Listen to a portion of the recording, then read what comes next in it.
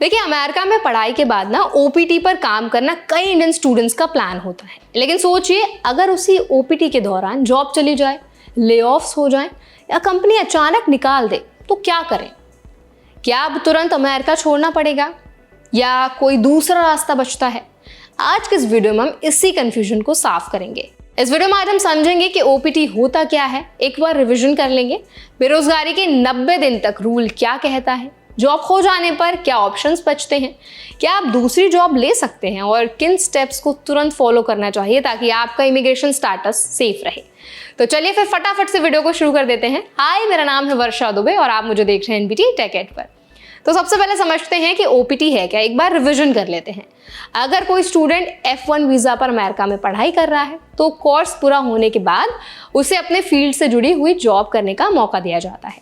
इसी को कहा जाता है ऑप्शनल प्रैक्टिकल ट्रेनिंग यानी कि ओपीटी।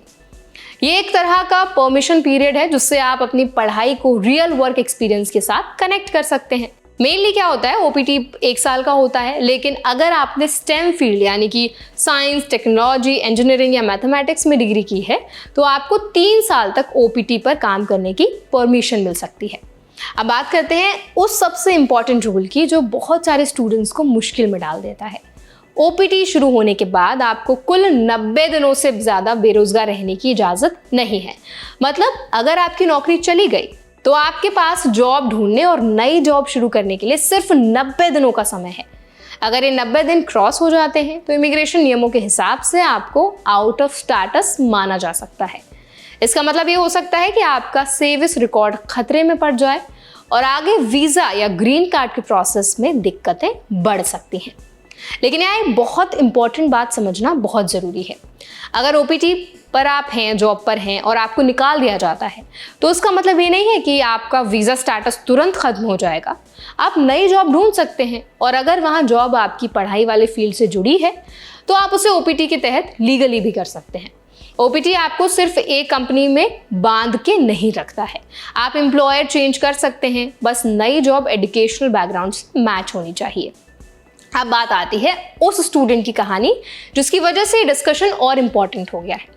एक स्टूडेंट ने सोशल मीडिया प्लेटफॉर्म रेडिट पर बताया कि उसका ओपीटी 29 जुलाई को शुरू हुआ और उसने 1 अगस्त से जॉब ज्वाइन की, लेकिन कंपनी ने छटनी की और उससे निकाल दिया गया।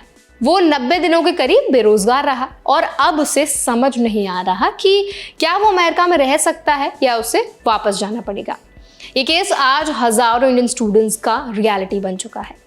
अगर बेरोजगारी 90 दिनों से ज्यादा हो जाए तो क्या होता है? देखिए, ऐसे में ना टेक्निकली आपको आउट ऑफ स्टेटस माना जा सकता है, लेकिन यहाँ भी एक रियलिस्टिक बात है कि सरकार ऑटोमेटिकली आपके घर नहीं आ जाएगी।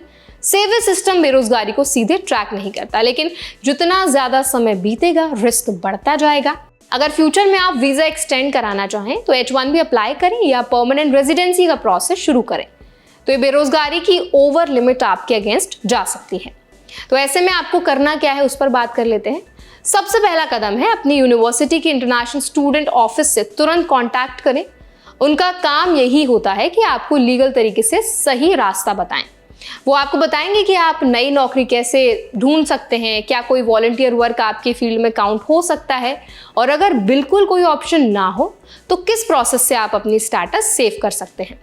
दूसरा कदम यह है कि आप बिना देरी के जॉब हंटिंग शुरू करें और ये बात ध्यान रखें कि जॉब वही चलेगी जो आपके कोर्स फील्ड से जुड़ी हो।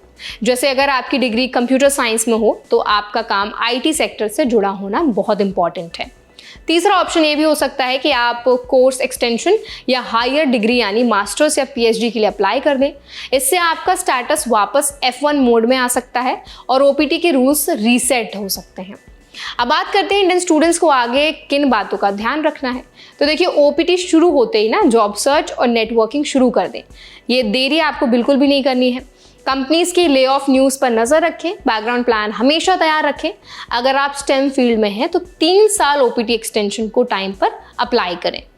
अपने एम्प्लॉयमेंट स्टेटस को हमेशा सर्विस में अपडेट करते रहें। देखिए, वीडियो इसलिए भी बहुत इंपॉर्टेंट है ना क्योंकि बहुत सारे इंडियन स्टूडेंट सिर्फ सपने और उम्मीदों के साथ यूएस जाते हैं, लेकिन वहाँ के इमिग्रेशन रूल्स आसानी से नहीं बदलते। इसीलिए अवेयरनेस सबसे बड़ा डिफेंस है।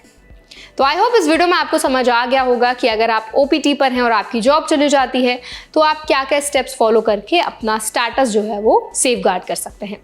अगर ये वीडियो आपको हेल्पफुल लगा हो तो वीडियो को लाइक करें, शेयर करें। ऐसे और भी अपडेट्स के लिए हमारे चैनल NBT Tech Ed को भी जरूर सब्सक्राइब करें।